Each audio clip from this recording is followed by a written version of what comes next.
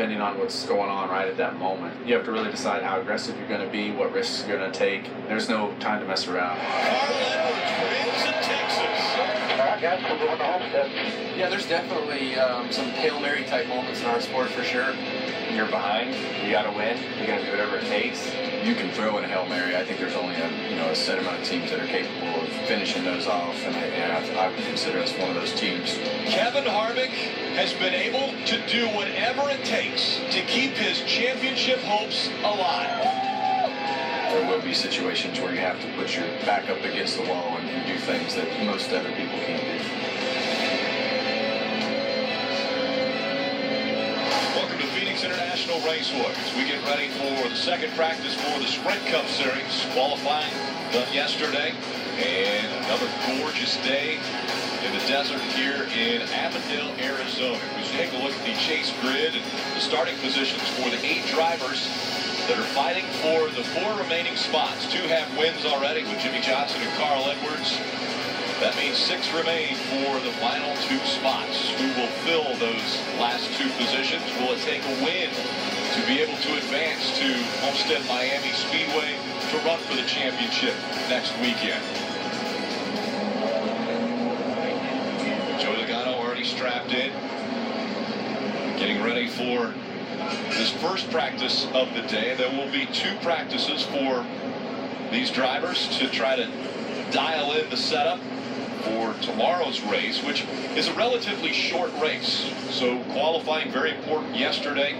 Now that everyone knows where they're going to start, it's how will they get past their competitors to get up to the front, maybe challenge a guy like Jimmie Johnson, who's had success at this racetrack, or even Kevin Harvick, who we assume will be moving toward the front quickly. And Rick, as the track opens right here, you see all the chase cars. They're out on the track. There's no one waiting in the garage to run other than perhaps a couple. Kevin Harvick, Joey Logano, a handful. But I feel that's because practice time. We talk a lot on Saturday morning practice about how, well, the track's going to change and the temperatures are a little off.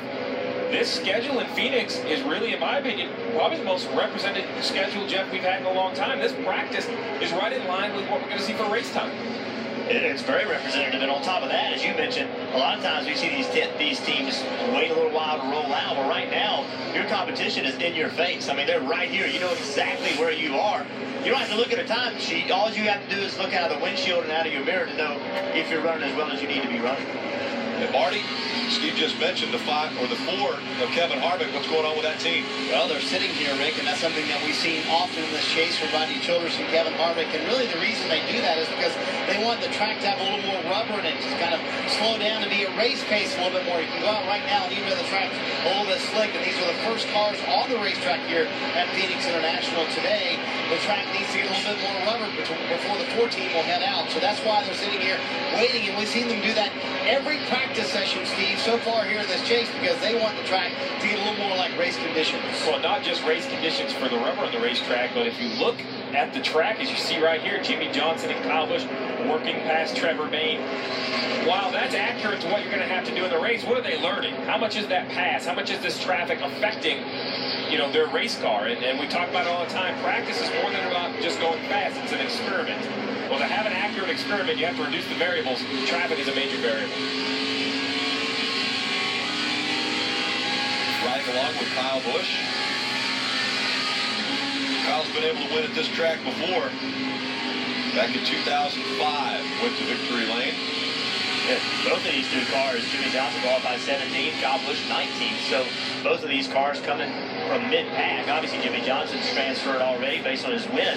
But Kyle Busch, he has some serious work to do. And it looks like to me that Jimmie Johnson's car is just a little bit better than Kyle's right here. Kyle made a run at him on lower air pressure tires, but as the air pressures then built up, Jimmie started to drive away from Kyle. And on the left of your screen, you see chase points and what these drivers will have to do.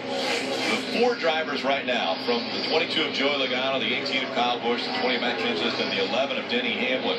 Those 4 drivers separated by 3 points. And of course, every position on the track is a point. So it's going to be a very tight race if it comes down to points for the two positions. But once again, you win and you advance. So any one of the 6 drivers that have not got a win, if they are able to get to victory lane tomorrow afternoon, they will advance to Miami, and then the other position is filled by points. Well, and I think that really is a point in this conversation that has driven the intensity up. You know, points racing is real, Jeff. You and I have both done it our entire careers. These guys like Matt Kenseth, they're going to try to do it to enter the championship for Miami. But that win and you advance has changed the whole approach. It has not, no one is eliminated. No one has an opportunity. Kevin Harvick's arguably at his best track. Kurt Busch runs very well here. Really, when you look at the chase cars, I'm not sure any of them run bad here. So that win and you advance changes the whole wrinkle. Well, it does. And, you know, listen, I would say that Carl Edwards was, you know, going into last week's race, if you said to me Carl Edwards was going to be in Miami, to me, he and Kyle Busch, he and Kurt Busch were the 2 that I thought had the least amount of chance to go to Miami. But he won the race last week. That moved him ahead. And then this week, going into this race, Kurt Busch, he's way back in points. He's not going to point his way in, but right now he's the third fastest of all the chase guys. So could he pull something off and get that win and make it where there's only 1 car available based on points going to Miami? And that makes that point race even tougher. Right. So now that point race turns into what we're going to see next week in Miami. Do you have to finish 2nd or 3rd in order to move on with a chance to win? So the intensity level is picked up for all these guys. Marty. Rick, the slowest of the chasers, Denny Hamlin, 22nd fastest on the racetrack. And we talked about how slick the racetrack is. Well, here's a little proof. Denny went out for just 1 lap on that run, and the car was out of control, he described it. Here's the replay of what happened to Denny. And you can see going in turn 1, that's pretty evil right there. Here's what Denny had to say on the radio after that little incident. The point, say more time. I'm supposed to come to green. It was just out of control. And so then he brought it in after that 1 lap. And so, Steve, that's the dilemma, right? You go out on a slick racetrack. Sometimes that will happen. And this race team also, no race practice yesterday and race trim. They did all qualifying runs yesterday to get ready for qualifying. So a little bit of dissecting here for the 11 team, trying to figure out what's going on with that race car. Well, that is the dilemma. And this racetrack is ever since they resurfaced it, and Goodyear has been forced to bring a little more durable tire, it takes a few laps. You look at Jimmy Johnson on the top of the speed charts, and his fast lap was the 7th lap of the run. So while Denny's car sounded evil and looked evil with the major correction into turn 1, you have to be careful making major adjustments, because what's it going to be 5 or 10 laps into that run? And this is very similar to what we saw last week with this team. This team last week, right off the truck, you know, he went out to make a race run.